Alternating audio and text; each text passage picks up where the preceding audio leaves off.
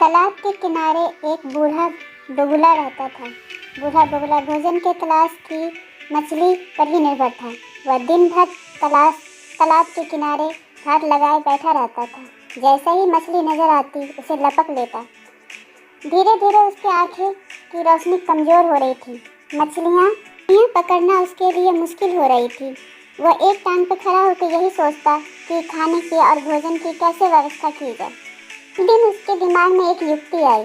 उसने तालाब के किनारे बैठकर एक टांग पर जोर जोर से गिलाप करना शुरू कर दिया।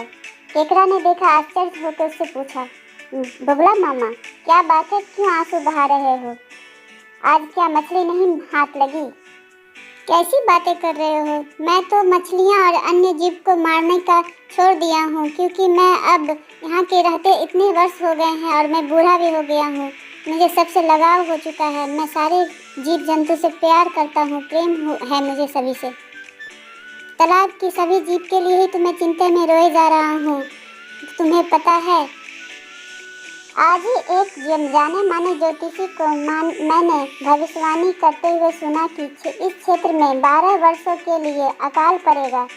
बगुले की बात सुनकर केकड़ा तुरंत तालाब में गया और मछलियों को बताया ये बगुले की अकाली वाली बात।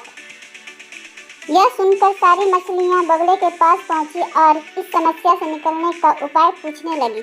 दुष्ट बगुला तो इसी अवसर का ताक में था। वह बोला, बंधुओं, चिंता की कोई बात नहीं। यहाँ से कुछ ही दूर में जल का एक लबालब भरा हुआ झील है। वहाँ का जल अगले 50 वर्षों तक नहीं सूखेगा। मैं तुम्हें अपनी पीठ पर लाद कर उस झील में छोड़ आऊँगा। इस तरह तुम सबकी जान बच जाएगी। बगुले की बात सुनकर सभी मछलियाँ खुश हो गई और बगुले को धन्यवाद कहने लगी। उस दिन के बाद बगुला प्रतिदिन एक मछली को अपनी पीठ पर लाद लेता और कुछ दूर तय करने के बाद एक चील पर पटक कर मार देता। फिर छचक कर अपना पेट भरने के बाद दूसरे दिन दूसरा शिकार अपनी पीठ पर लाद कर चल पड़ता। ऐसे ही कई दिन बीत गए। बगुले को बिना परिश्रम के मछली मिलने रही थी आहार में। एक दिन जब वो तालाब के किनारे बैठा था, केकड़ा बोला, बगुला मामा, आपने सूखा पड़ने की बात सबसे पहले मुझे बताई, लेकिन आज तक आपने मुझे वहाँ लेके नहीं गए। आज मैं आपकी कुछ नहीं सुनूंगा। मुझे भी आज बड़ी झील लेके चलो।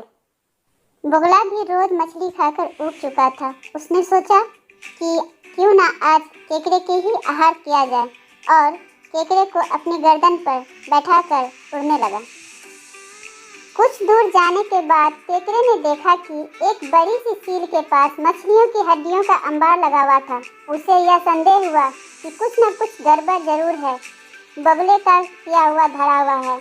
उसने बगुले से पूछा, मामा, और कितनी दूर जाना है? मुझे उठाए उठाए तुम बहुत थक गए होगे।